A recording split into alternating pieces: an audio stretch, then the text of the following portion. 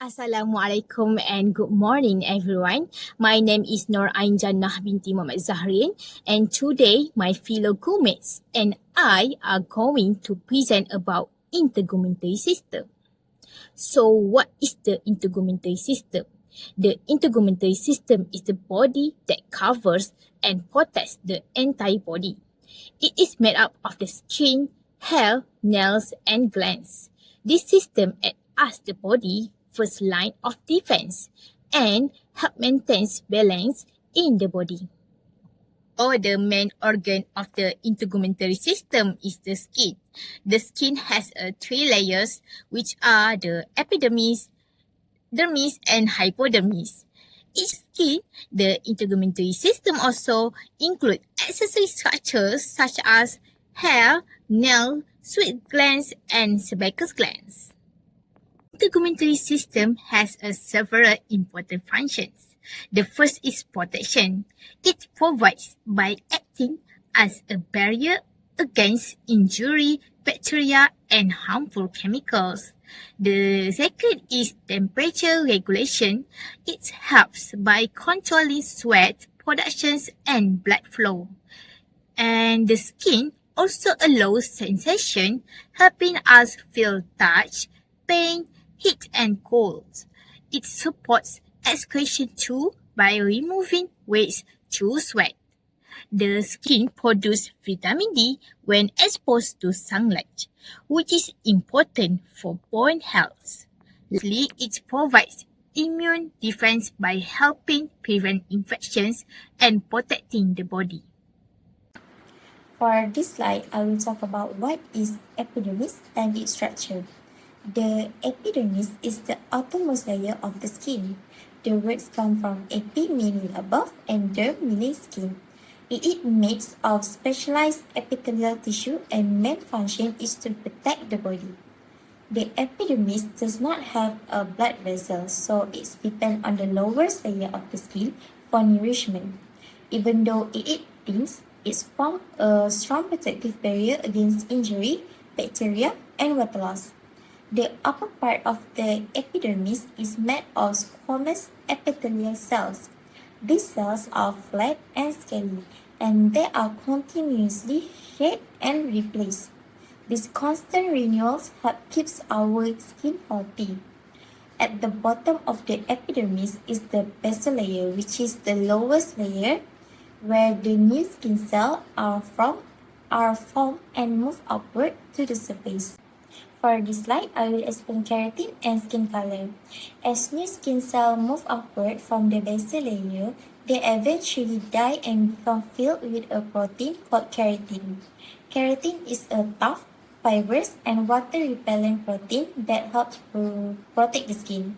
In the epidermis, this protein is known as soft keratin, while hard keratin is found in hair and nails, making them stronger. The basal layer also contains special cells called melanocytes. These cells produce melanin, which is the pigment that determines our skin color. Melanin is also responsible for freckles and age spots. Most importantly, melanin helps to protect our skin from harmful ultraviolet or UV rays from the sun. Hi, my name is Afrina Fakira binti Muhammad Norman, and I will explain about the dermis. Dermis, which also known as the corium, is the thick layer of living tissue directly below the epidermis. It contains connective tissue, blood and lymph vessels, and nerve fibers. In the dermis, we also will find hair follicles, sebaceous glands, and sweat glands, which are the related structures of the integumentary system. And then, sensory nerve endings in the dermis are the sensory receptors for stimuli such as touch, temperature, pain, and pressure. The tissues within the dermis have four, and the first one is collagen. It means glue. It's a tough yet flexible fibrous protein which are found in the skin and also in the bones. And then the second one is mast cell. Mast cell will be found in the connective tissues of the dermis. It is a response to injury, infection, or allergy. The third one is the heparin. Heparin is an anticoagulant. An anticoagulant prevents blood clotting. And the last one is the histamine. Histamine released in response to allergens. It causes the symptoms of an allergic response, including itching and increased mucus secretion. My name is Yasmin Zahra, and next I will be explaining about hair, which includes its structure, composition, and function. The first one is composition of hair. Hair is made of dead protein cells that are tightly packed together and filled with a tough protein called keratin. Although hair looks alive and continues to grow, the part we see is actually made of dead cells. The second one is hair color. The color of hair is determined by a pigment called melanin.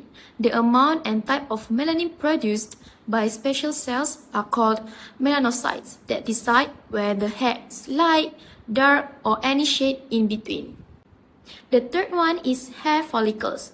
Hair follicles are small sac-like structures in the skin that hold the root of the hair fiber. The shape of the follicle determines whether hair is straight or curly. Even though hair itself is dead, the cells at the base of the follicle divide rapidly, pushing all the cells upward. As these cells move up, they harden and become the hair strand we see. And the last one is erector pili. Attached to each hair follicle are tiny muscles that called the erector pili. When we feel cold or frightened, these muscles contract and making the hair stand upright and causing goosebumps. These reactions helps reduce heat loss from the skin. Okay, quick question. Do you know fingernail have scientific name? It called ungus. Yes, that include fingernail and toenail. What is nail? Your nail is keratin part that protect your dorsal surface. Basically, it's a third part of the last bone in your finger. Okay, do you see the hard part of the nail? It's called nail body. It looks solid, but it's actually translucent, which is mean the light can pass through it. And it mold to the tissue underneath to make it hard and characterize epidermal cell. Under the hard part, we call nail bed. It joins the nail body connected to the tissue. Now is the nail, and you see our nail have a pink color. It's from the blood vessel. When you hit your fingernail, it hurt a lot. Okay, for free edges, it's a part that you always cut, right? It's the portion not attached to the nail pad and extend beyond the tips of your finger or toe. And yes, it's only the safe to trim and cutting. Okay, for lunula, you see the white half moon shape in your finger. That's called lunula. It founded at the nail root and where the keratin cells are formed. Okay, for lunula, you see the white half moon shape in your finger. Okay, that's called lunula. It found in the nail root and where the new keratin cells are formed. Okay, for cuticle and nail root, this thin skin is called cuticle. It's part of epidermis attached to the nail surface, and the underneath is called nail root, which is fasten the nail to your finger or toe. So please stop cutting your cuticle aggressively. Okay, next I will explain the glands of the integumentary system. This gland includes sebaceous gland and sweat glands.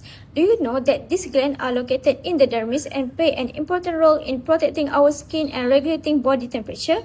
First, let's talk about sebaceous gland. Sebaceous glands are found in the dermis and are closely associated with hair follicles. They secrete an oily substance called sebum. So what is the function of sebum? Sebum helps to lubricate and soften the skin and hair. It also has acidic properties which help prevent the growth of bacteria on the skin. Because of this, sebaceous glands are important in maintaining healthy skin and preventing dryness and infection. Next, I will explain about sweat glands, also known as sudoriferous glands. Sweat glands are found on almost all body surface, and there are two main types, which is eccrine glands and apocrine glands. Eccrine glands open directly onto the skin surface and are commonly found on the palms, soles, and forehead. These glands mainly function in regulating body temperature. Apocrine glands, on the other hand, are located near hair follicle and become active during puberty. Now, let's look at the function of sweat. Sweat is made up of water, salt, and small amounts of metabolic waste. When waste evaporates from the skin surface, it helps cool the body and maintain a stable body temperature. To sum up, sebaceous glands help protect and lubricate the skin, while sweat glands regulate body temperature and remove waste. This shows that both glands are essential components of the integumentary system.